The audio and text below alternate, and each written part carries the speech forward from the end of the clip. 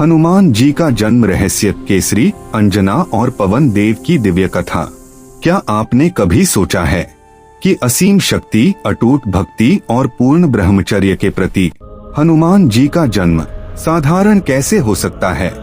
क्या केवल केसरी और अंजना के पुत्र थे हनुमान, या उनके जन्म में छिपा है पवन देव, शिव तत्व और ब्रह्मांडीय शक्ति का गूढ़ रहस्य? आज हम जानेंगे हनुमान जी के जन्म की वह कथा जो केवल कहानी नहीं, आध्यात्मिक विज्ञान और दिव्य योजना है। अंजना का पूर्व जन्म और श्राप। पौराणिक ग्रंथों के अनुसार अंजना अपने पूर्व जन्म में एक अप्सरा थीं, पुंजकस्थला। एक बार उन्होंने ऋषि के ध्यान में विघ्न डाला और उन्हें मिला श्राप कि वे वानर रूप में जन्म लेंगी।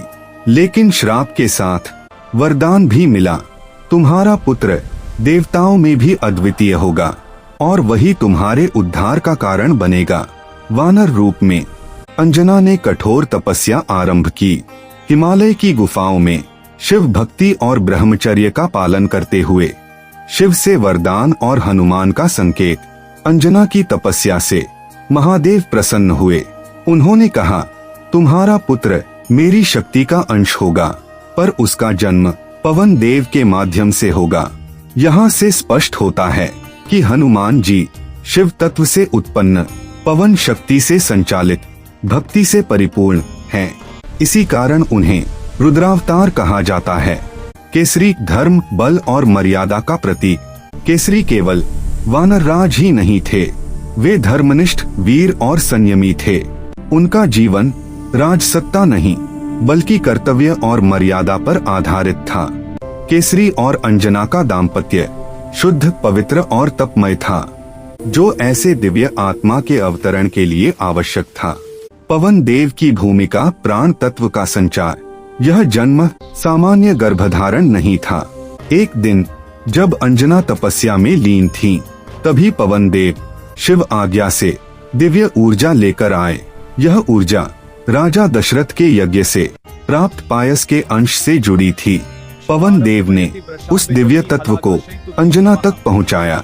यही कारण है कि हनुमान जी असीम बल के स्वामी, प्राण शक्ति के नियंत्रक, योग और प्राणायाम के अधिष्ठाता बने।